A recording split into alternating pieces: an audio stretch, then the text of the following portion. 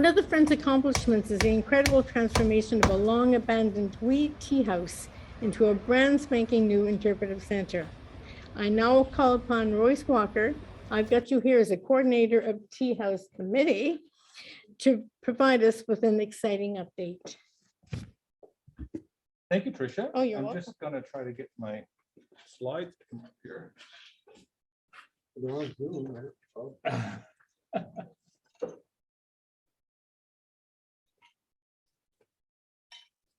Okay, so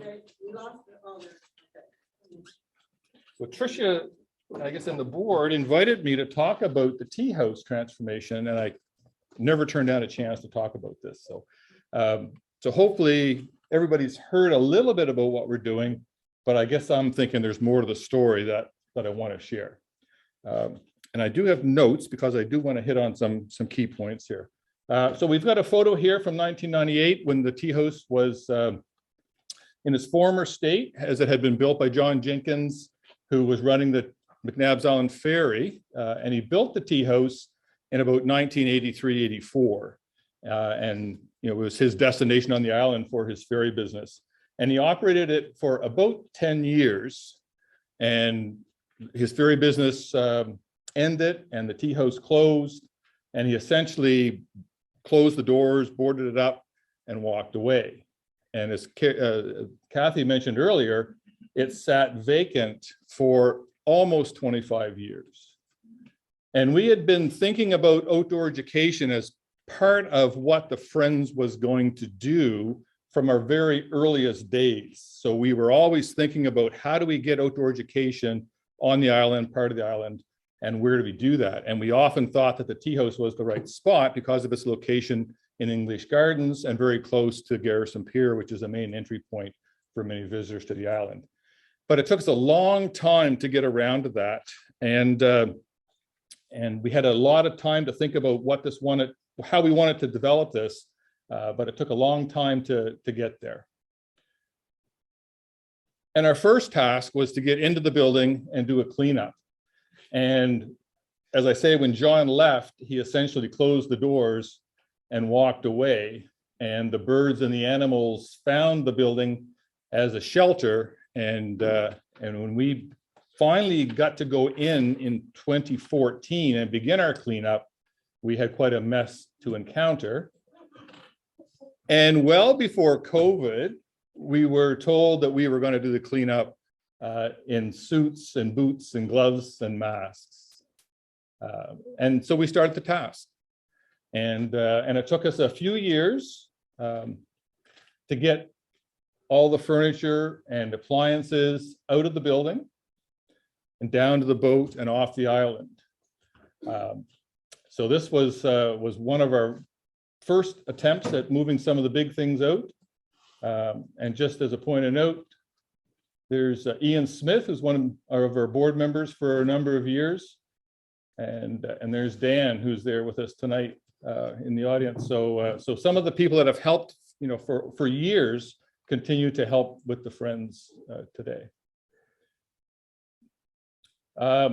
Took us a couple of years and several trips to finally get the place cleaned up. I'm going to apologize for these slides because they are out of orientation here, but I think they'll do the trick for us.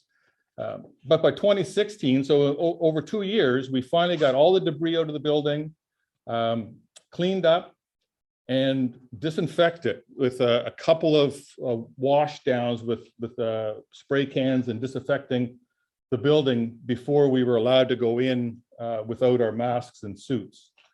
So that's in 2016, so still a while ago. And between 2016 and 2017, there's a lot of work going on in the background to figure out exactly what it is that we want to do with the building physically, and to work that with the provincial parks folks so that we can get agreement with them and partnership with them and figure out exactly what we want to do. So Kathy's working in the background. She started to work with Harvey Architecture to offer us some in-kind services to develop our blueprints for the project. And by late in 2017, we finally received the blueprints for a discussion with the province. And I think it was early the next year in 2018 that we had a review and got approval and agreement to move forward with the project based on the design that we had there. So that was a pretty big moment for us to move the project forward.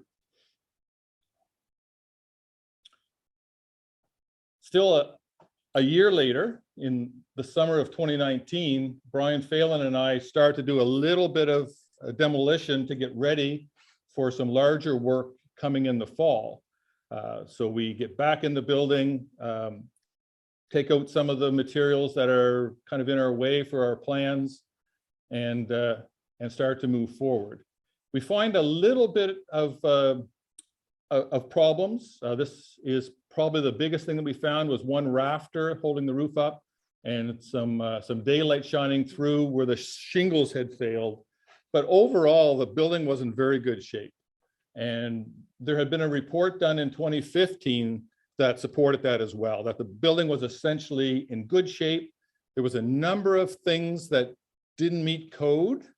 So we had to look at some of those things and address those things before we were going to be allowed to open the building for use by the public. And those things were all laid out in our blueprints. So in the fall of 2019, we finally get to the point where we can start mustering our volunteers and start some physical activity on the island, working on the Teahouse to start the renovations in earnest.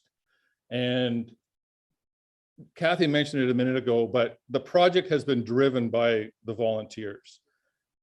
And most of the people in this photo continue to show up week after week, month after month. Every time we put a call out for volunteers to work, the same hands go up. It's been fantastic. Royce, don't forget, we're going on Saturday, so anybody here wants to come. A new opportunity, that's right.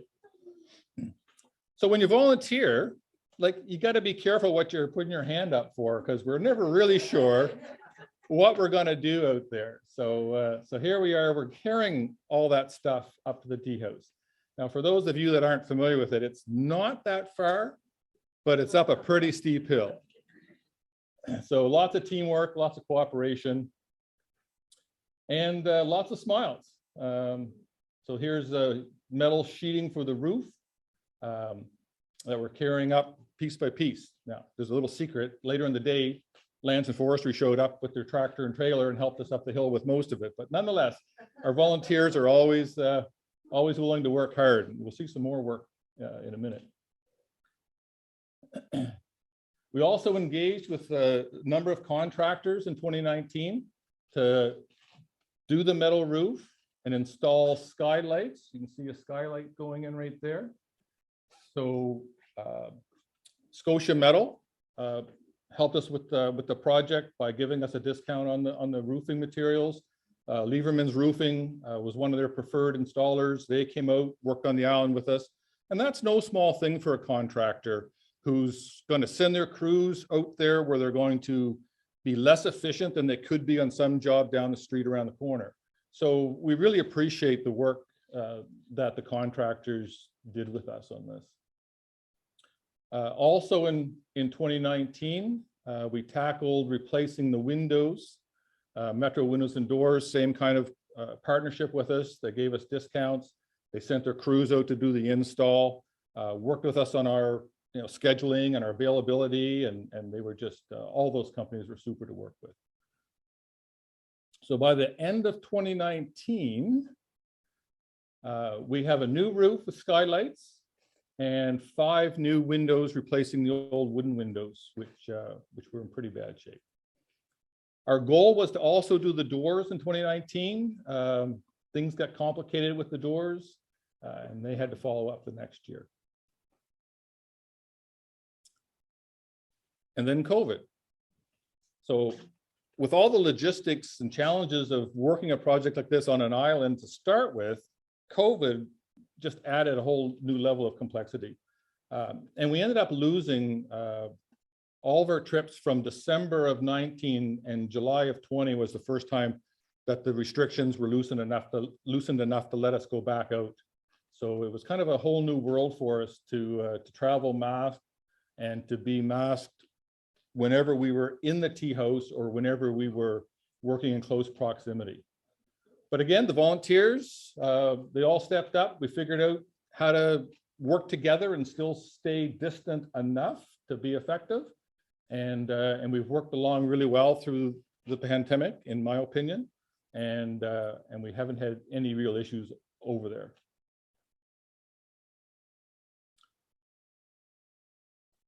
So I've kind of broken this out a little bit in kind of the nature of the work. The timelines are going to be a little out of sequence here.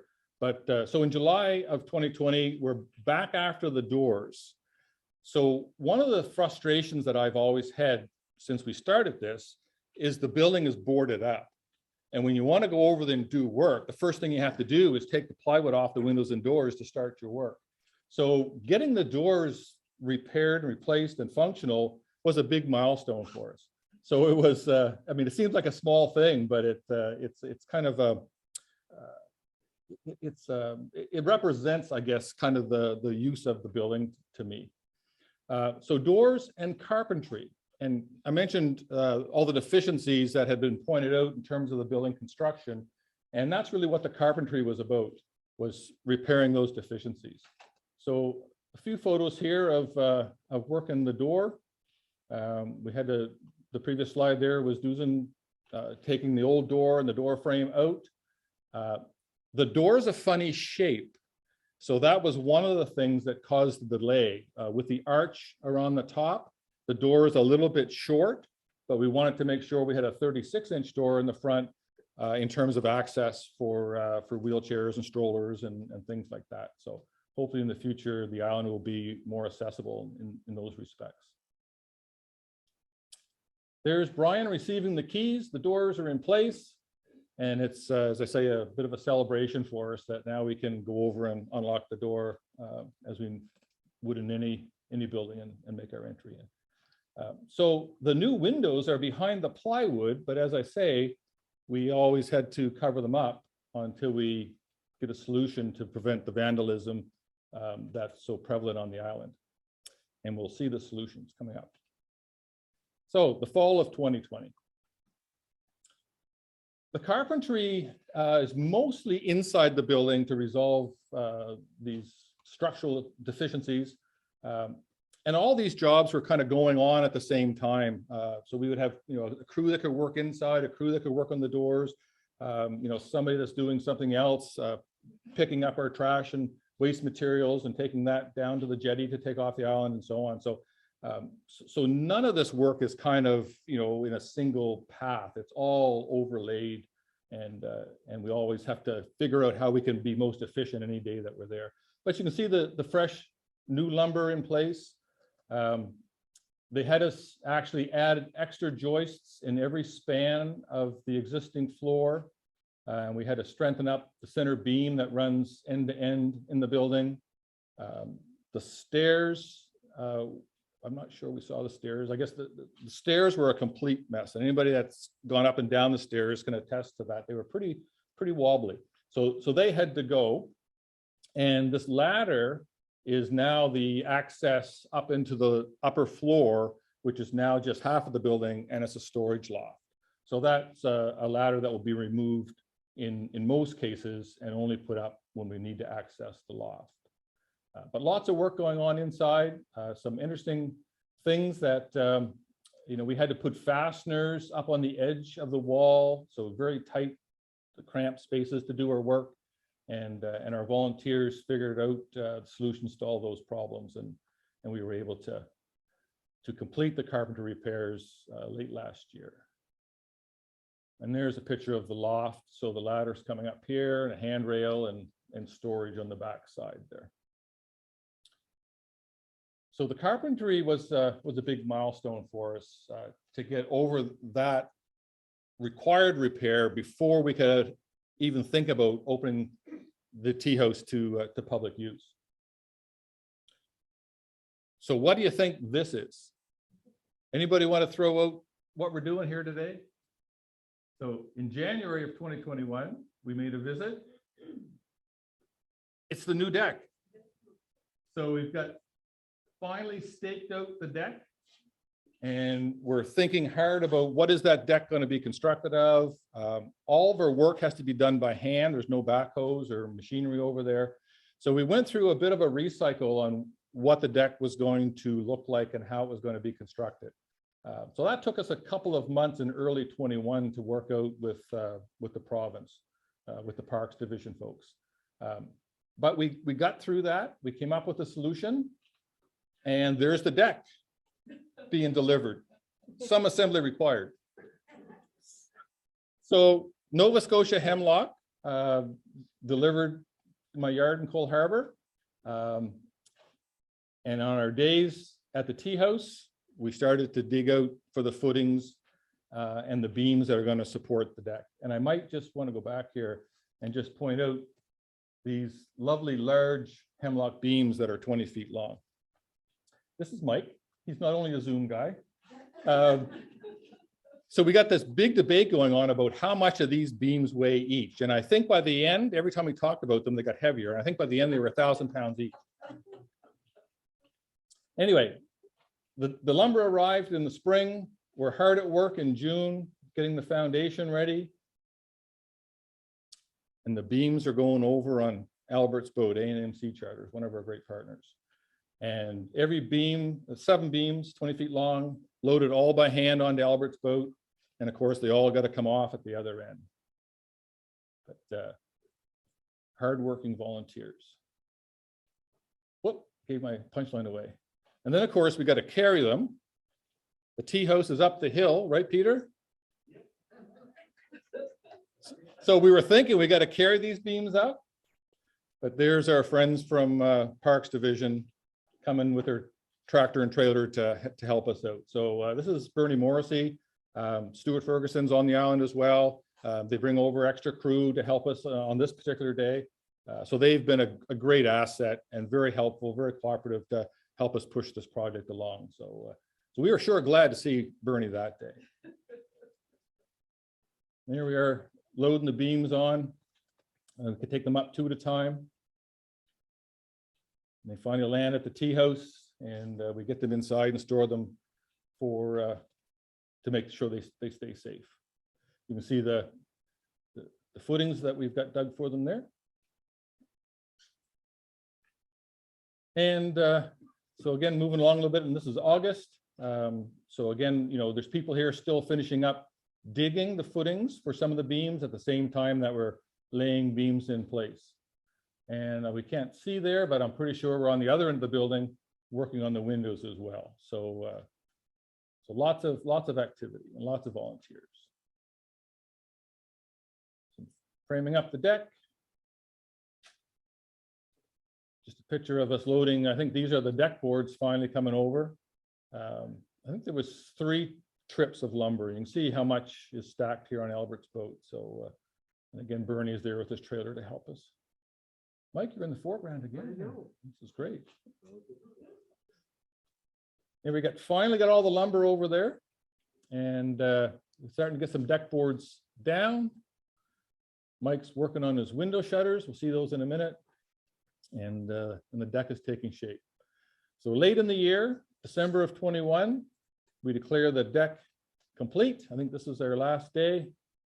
And there's a better look at the deck. And it looks much better in person. So pretty exciting to have the deck space there. You know, given our future of outdoor education programs, we want that outdoor space. We don't want to have people cooped up in the building. That's not what we're there about. And who knows how long the pandemic is going to hang on in some form. And it's just a fantastic feature of the Teahouse to have that deck space available again. Solar power was also part of our project. And this is, again, something that Kathy pushed really hard and came up with a partnership with Nova Scotia Community College, a guy by the name of Gord Wilkie. That was the instructor there that helped draw up the plans for the system with his students in 2020. And we purchased a lot of the materials in 2020. And in 2021, we installed the system and got it functional. So there's Brian Phelan tied in on the roof. putting the panels in place. So the volunteers, the friends, went up and installed the panels on top of the new metal roof, which was that first couple of screws going into that new roof didn't feel too good. Didn't want to be making mistakes, but anyway, it all went well, and things worked out good on the roof. And here's the community college team that came over. So here's Gord leading his crew. Here's the control panel for the system, and we're just getting set up to get after that on that day. I think he had three. What do we got here? Here's three volunteer students and former students that came over to help him. So they're up in the loft, and you can see the control panel behind the students there, behind that team. So that was in September. I think there was 2 more trips before we got the whole system complete. So by November, hard to tell, but the lights are on. And over here on the post, we've got a little bit of a power station where we've got some charging capability and a little bit of 110-volt power there as well. So solar power complete in 2021. Here we are back the day we're planning the deck. We're also planning window shutters. And I mentioned, I think earlier, about needing something over those new glass windows to protect them from the vandalism that happens on the island. And we kind of knew what we wanted to do from very early on, but getting it built was a whole different matter. And the problem ended up being that the windows are set back in the stone, and you need this really wonky hinge to kind of swing the shutter out past the stone. So Zoom Mike, whoop, going the wrong way. Many talents. He's created a full-size wooden mock-up of a hinge design that he created to solve the problem. After lots of measuring on the island, are the windows all the same? Are the stones all the same? What does this thing got to look like? How does it got to work? So again, stepping back in time a little bit, in 2020, we're kind of figuring out what the solution is. And then we've got to go find a fabricator, get the things made, and keep our fingers crossed that they actually are going to fit. So about a year later, we've got a lot of that resolved. We've got our first shutter in place, and Mike's a happy guy. It looks like it's going to work really well. But not quite. There's a lot of fitting and fooling on these shutters, a lot of learning about how they're actually going to need to fit in those window spaces in order to function properly. 5 windows, they're all relatively the same shape, but they're all relatively different. So we did a lot of fooling around to get them all to fit. We haven't got them all in place yet, but you can see there's 3 of them assembled. This is quite recent, so just this spring. After some problem solving, things began to move ahead a little bit. And the 4th one we've also got fitted. Unfortunately, we had to take it down and put the plywood up again. But next trip, we hope to be able to put that one in for sure. And that leaves 1 more to do, which we hope will be done by the end of May. The plywood was a bad enough feeling. It just feels kind of worse that you need steel shutters to feel like you're protecting your investment in our renovation here. But we think we do. And now we're working on the final couple of pieces of work is really the gable ends. So refinishing what's between the stone and the peak of the roof. Heather's here in the foreground doing a little bit of finish work on the deck, and still a little bit of sanding and finishing to do around the deck. But the gable ends is kind of the last big piece of construction that we need to do, and the installation of our shutters on this last window. So there's our most recent trip. That gable's looking really nice. This is board and batten, so it's going to have a nice weathered look to match the deck when we're done there. And the other end is yet to do, but the chimney goes up the other end, so the space is quite a bit smaller. And we have all the materials over there, so we think we're in pretty good shape and another probably 2 trips to finish up the window shutters and the gables. And that essentially completes what I'll say is our first phase, Kathy, because Kathy and I talk about kind of the lumps of the work in different ways, but to make the building, the envelope of the building tight, the access secured, so we have working doors and working shutters, and the deck and the solar panels was kind of that first phase that we wanted to focus on, and it's taken us a number of years to get that done. But I'm really happy that the volunteer effort, the work ethic, we always have a lot of fun. It's a very nice way to spend a day and feel like you're giving back to the community.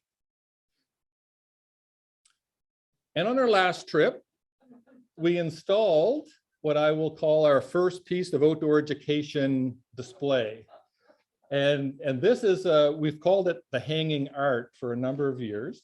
It was created following a beach cleanup by Alexandra Vance, or under her leadership, as part of an Oceans Week project.